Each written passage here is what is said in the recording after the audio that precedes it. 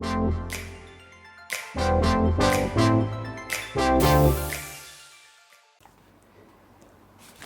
there, music lovers and fan of the audio. I'm Joshua Modefal Heaven, and today we are having a look at the SoundMagic HP1000. This is the flagship headphone from SoundMagic. It is their latest innovation, and I'm quite honestly impressed by what they did. They used to have very affordable and entry-level headphones along with on-ear headphones, some of which I've reviewed on Audiophile Heaven, but the HP1000 actually blew me away. So, starting with the unboxing of the HP1000, this is actually not the main package it comes in, or it will reach you in. This is just the shipping package, and the main package is actually way more elegant and interesting. This is the main package of the HP1000 from SoundMagic, and as you can see, they have quite a rich set of information about their headphones. They have a large dynamic driver, and they promise a very crystal clear sound with a lot of bass, and this is pretty much what they deliver. They have a very powerful sound, but they have a very crispy and pointy treble, which is very good for revealing, but also can be a bit fatiguing depending on what you pair them with and what type of music you listen to. As you can see, they aren't exceptionally hard to drive because they have a pretty normal impedance of just 66 ohm, but they have a somewhat high overall CPL of 1020 decibels. That being said, they are actually pretty hard to drive. They aren't the easiest headphones to drive, and I was impressed to see that they actually take a lot of power to get loud, and they have very low distortion, so they can stay clear very loud.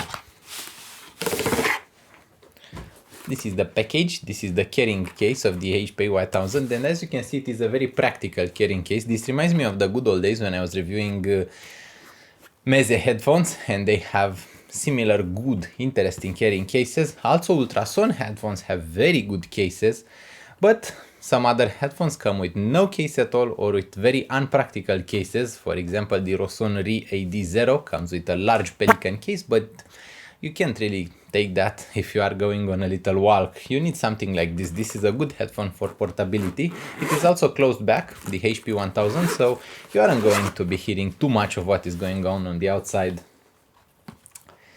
This is what you receive inside the package. This is the headphone, and you have a little pouch with the cable and the adapters. There are two cables inside actually, and the headphones will sit nicely on my neck. So those are the two cables. One of them is just an extension cable from 3.5 to 3.5. This is very good for extending the main cable, which can be quite short, although I found the main cable to be long enough for most practical uses. The main cable has very proprietary connectors. I have not seen those yet, and as a reviewer I've seen quite a few connectors. Those are very unique looking. I have no idea what those are, and they're actually half-half. I'm half-half about them. On one hand, they feel pretty nice because they just slide in right in. On the other hand, they're pretty easy to remove. So if you tangle your headphone on something on the street, the cable will just poof out. It is not going to be very secured. That being said, this type of connector looks like it won't break anytime soon, so they have good reliability. The headphones actually have a ton of metal in them, and the adjusting mechanism is of very good quality. The leather/pleather in the headband is also very good quality. The headband has quite a bit of padding, so it is pretty soft. It is very comfortable actually, and the earpads have a very unique design. They are very comfortable too, very soft, but they don't really get hot while being used in the full summer day. The comfort levels are excellent. Those are large enough for my ears to sit in. They also circle my ears completely. My ears are not touching the earpads.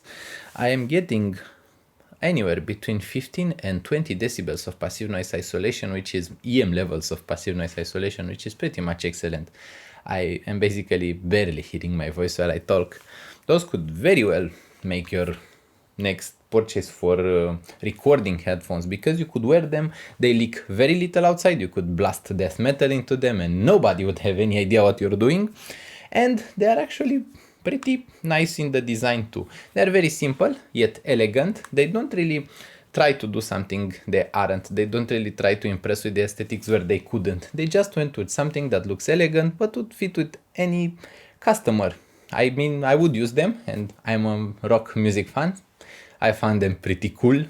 They remind me quite a bit of Audio-Technica's older headphones, especially the closed-back versions, and I suppose that SoundMagic could have been one of the OEMs at one moment or another. SoundMagic has been making a ton of headphones throughout the time, but this is the first higher quality one they make, and they succeeded, and I'm very happy to report that they succeeded because I am looking for more good headphones on the market today. You could wear them on your neck if you like this type of DJ style wearing, or if you need to take them out while you are on a walk and somebody wants to tell you something. I found them pretty practical, to be honest. They are not very heavy. They have very fair weight, about 300 to 400 grams. We judge by what they feel like compared to other headphones. The clamping force is just right. It is not very tight, but it is not very loose either. So they would fall out if you moved a lot, but you could walk with them. You could even move a bit with them. You aren't supposed to really do some of those head shakes while wearing full-sized headphones. In terms of driving power, they require quite a bit. Despite the pretty low impedance paired with pretty high overall CPL, they require quite a bit of driving power, and I'll be honest with you, I was impressed by how much they benefit from a good source. Something like FiiO M11 Pro just made them sing. They have a beautiful sound. They have a pretty sparkly treble though, and they can be quite fatiguing if you aren't used to sparkly treble, but that also means they are very revealing, and for the 300 to 400 US dollars they cost, they are one of the most detailed headphones, full-sized headphones I've heard. I mean, they compare very well to Sennheiser HD 598 or other headphones, or if we are talking about closed-back headphones, they compare very well to Ultrason DJ1 Pro and other headphones in the 300 price range. They really outdo Audio-Technica AT-HM50 in terms of dynamics, in terms of overall detail, but the M50 may be a bit more natural, have a better bass, and I would actually recommend pairing the SoundMagic HP1000 with something that has a little bass boost. Something like Efi X DSD or Efi I DSD Black Label or even X-Duo XD05 Plus would make very good pairs for them, because at the original state they lack a bit of substance in the sound. The sound is a bit thin and it can be a bit shouty because of the very strong treble. Because of that, I usually pair them with something which had a bass boost, and I enabled the bass boost and they are quite enjoyable. The driver is actually tuned to sound that way, and that is the interesting part, because I would have tuned the driver to be a bit more generic. I would have tuned them to be a bit more V-shaped, so I would have increased the bass, which I'm doing via EQ, and they take very well. They have one of the lowest distortions I have heard, and just like the Meze 99 Classics, which I have EQ'd with a ton of EQ, the SoundMagic HP1000 can take a very, very large amount of EQ as well. So I'm talking even 10 decibels of bass added to them with zero distortions and full control. That is just impressive. If you are planning on getting the HP1000 from SoundMagic, don't worry, they are sold in a ton of shops around the world. You won't run out of places to sell them. And if you don't listen very loud, and I am placing an emphasis on that because not everyone just listens at 110 decibels. If you listen quieter, you could drive them from pretty much any smartphone. Even my Xiaomi Redmi Note 9S does very good with the HP1000. I'm just the type who wants to blast his headphones quite a bit louder, and that is why I'm usually ending up pairing them with something strong like the iBasso DX160 or FiiO M11 Pro, or other pretty high quality sources. Even the QLS QA361 does a very good job with the SoundMagic HP1000. At this moment I consider them to be one of the main closed back headphones I'm using. I'm actually going to be honest with you. Half of that reason is because they are comfortable, because they have great ergonomics, and because they isolate very well from the outside noise. Basically, I'm able to just blast my music while working at my computer without disturbing anyone around me, and that is pretty priceless. It is not a very expensive headphones at about 300 US dollars, but it is very well built, has very good package, and it is pretty cool in overall aesthetics. It is very simple, so it will combine well with a suit, but also combine well with your jacket, with your punk clothes. So yeah, I guess my point is that they are pretty versatile in pretty much everything. The soundstage the soundstage of the HP 1000, which is exceptional. And I don't usually say exceptional, but it is exceptional. It is pretty wide, but also pretty deep. The instrument separation is good, although it is not the type that cuts instruments apart from each other. It blends them together in a pretty musical way.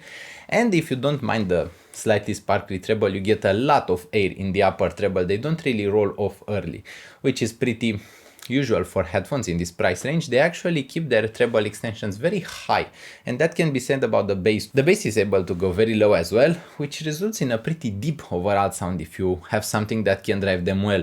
For example, if you increase just the sub bass, you will hear a lot of rumble for them. They can actually vibrate on your head because the drivers are large and they have very low distortions, but those vibrations are just the bass. They don't really distort that bass. You hear a very clear bass line. They also do very well with multiple bass lines. For example, on very complex songs that have multiple bass lines played at the same time, they do very well. So they're very versatile in overall. I mainly would recommend them with rock, with metal, with pop, with EDM, because the voicing is a bit sharp and the voices aren't exactly pulled forward. I consider that they don't do quite as good of a job with jazz or with classical. This being said, the soundstage really helps with classical, and for jazz you could apply a bit of EQ if you really wanted to get them. Don't worry, the comfort will make you really go for them. If you ever try them in a store and put them on your head, you'll understand what I'm talking about. They are just so comfy, and that comfy is going to end up in your pocket or on your head, of course. I thank you for watching. I hope this video has been enjoyable and I hope it will help you get to your next purchase. If not, don't forget to check out my other videos. I hope you'll consider subscribing to my YouTube channel. Also press like on this video if you enjoyed it. I hope you have a lovely weekend and we'll see each other really soon. Bye bye.